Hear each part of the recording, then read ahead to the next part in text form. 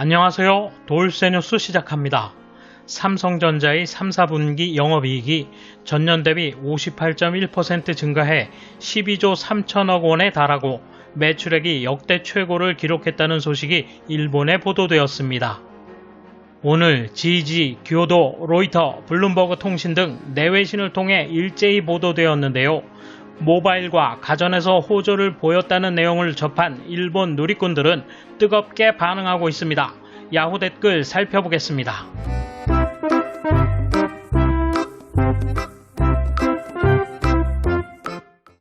이에 대한 일본 네티즌 반응 보실까요? 변화를 싫어하는 일본은 반도체의 출자를 꺼렸다. 그것이다. 수소차도 같은 흐름을 보이고 있다. 마이넘버 카드 등 디지털화에 대한 주저함도 같은 선상에 있다. 일본 메이커는 삼성이 다루고 있는 업계에 발을 들여놓아 경쟁할 생각이 없을 것입니다. 재팬 디스플레이 같은 건 판단이 잘못된 것 같습니다. 한국 기업이라고 업신여기다니 과거 기술의 진보는 인정하고 일본도 본받을 점은 있다고 생각합니다. 한일 간의 정치적 문제는 다른 문제로 취급하면 됩니다. 한국에서 재벌 기업과 그 이외 기업은 사실 상급 국민과 기타와 같이 압도적 격차가 있기 때문에 그 중에서도 가장 큰 삼성은 한국의 최정예 인재들이 입사한다. 물론 전 세계에서 우수한 인재들도 끌어오고 있다. 그러므로 기술자는 물론 영업사원에 이르기까지 굉장히 우수하다. 일본 가전업체가 우수하다고는 하지만 실제 인력 수준이 그 정도는 아니겠지. 그러한 국가 시스템의 차이도 있다고 생각한다. 예전 할리우드 영화에 나오는 TV는 일본 제조사들이 많았는데 지금은 삼성, LG가 많아졌어요. 화웨이가 받침대가 됐네요. 미국에서도 아이폰과 갤럭시가 많고 휴대폰뿐만 아니라 한국 업체의 대두가 눈에 띕니다. 미국의 화웨이 배제 혜택일 것입니다.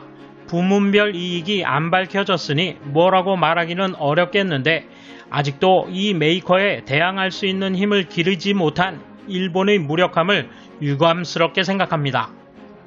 일본 기업은 한중에 뒤처져 있는 것이 사실일 것입니다. 지금까지 평가 제도는 물론 여러 부분에서 개선하면 다시 향상될 수 있습니다. 힘내길 바랍니다.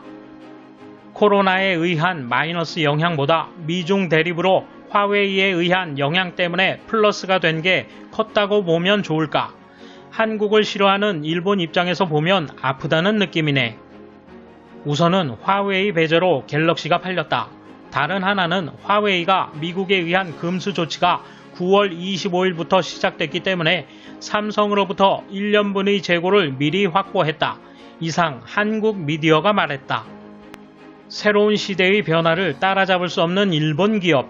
근데 변화 자체를 거부한다고 해야 옳을까? 자신들이 세계 제1의 기술을 가지고 있고 앞으로도 뒤처지지 않을 것이라는 것을, 게다가 세계 제1의 기술력을 가진 것이 너무나 간단하고 당연한 것처럼 말했다. 그런 것에 나는 위화감밖에 없었다. 기술은 언제나 진화하고 있고 치열한 경쟁 속에서 항상 선두를 달릴 수는 없다.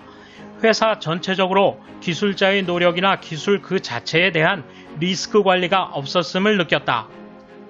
최대의 거래처 중국이 경제 회복하고 있으니까 화웨이에 대한 제재로 스마트폰 상위 기종이 중국 이외에서 팔리지 않게 되고 대체품으로 삼성의 갤럭시가 된다. 결국 옛말로 어부질이라고 하지. 나의 실제 체험, 장소는 미국. PC의 모니터로 적당한 것을 찾으러 가전 양판점 베스트바이에 갔다. 전에 가지고 있던 것은 도시바인데 소니 같은 것도 좋을까? 라고 생각하고 있었다. 점원에게 물었더니 이것이 좋다며 나에게 제안한 것이 삼성. 나는 삼성은 한국 메이커잖아. 왠지 싫다. 라는 본심이 생겼다. 그래도 점원이 이게 제일이라며 자신있게 권한다고 했다. 결국 그것을 샀다. 사실 이 이야기는 18년 전인 2002년경의 이야기다. 요즘 이 이야기를 일본에 사는 친구에게 해도 아무도 믿지 않는다. 먼 과거인데도. 하지만 왠지 야후 댓글의 일부 애국자는 아직도 20년 정도 전의 감각이다. 돌쇠 한마디. 웬만하면 합리화하며 억지를 부릴 텐데 오늘 댓글들은 자신들을 솔직하게 돌아보네요. 항상 우리를 놀라게 하는 삼성, 꾸준히 한 발 앞서 나가는 모습 기대합니다. 감사합니다. 돌쇠 물러갑니다. 이번 소식은 여기까지입니다. 시청해주셔서 감사합니다. 돌쇠처럼 우직하게, 마님처럼 화끈하게